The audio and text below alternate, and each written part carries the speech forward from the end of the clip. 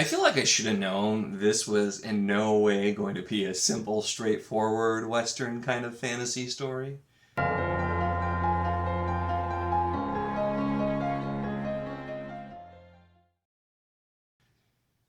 Hello and welcome to my channel.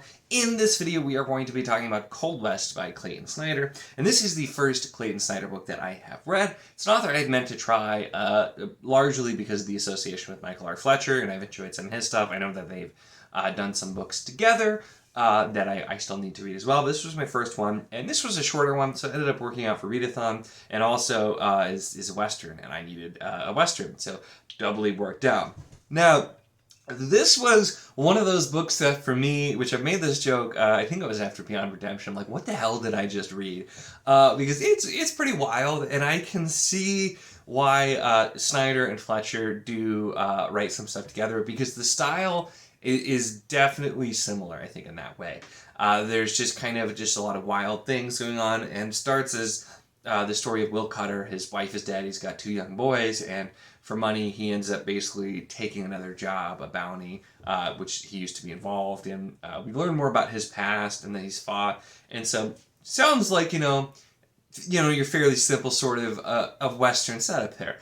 But that is by no means where this one stops whatsoever, because we end up adding in a lot of other fantasy elements with magic, and we have a whole part of the plot where basically like the church is kind of taken over, and they have their own kind of magic, but then there's also magic involving opening gates and like demons and that type of thing. And so there's all these different bits and things that are kind of thrown in there that we see and that we find out, and so it ends up there's a lot more going on. It's very dark and twisted, which also I did kind of expect that, just with, like I said, knowing that this is knowing the author, who they are, just from association. I kind of expected that. So very dark and twisted. And a lot does happen in a quite short book, depending on what version you have. It's like around 150 pages. It's pretty short.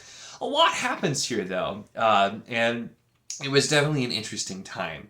This is one of those books where I feel like, and this is where I'll say I gave this book 3 stars, which is it was fine. I liked it, but it didn't do enough to really bump up. And I had some both positives and negatives here. But the big takeaway here is I'm so curious to read more of this author's stuff after reading this, because while not everything worked for me here, seeing how he's set up a lot of stuff and the different different ideas and themes and styles of things and the way he explores them in this book, I think really tell me that I'm curious to see what he's going to do in a full-length novel where he's spending a little bit more time versus this being a novella, because most of the time I feel like a novella too is like sometimes they suffer from being like too short because you just don't have enough time to do a lot.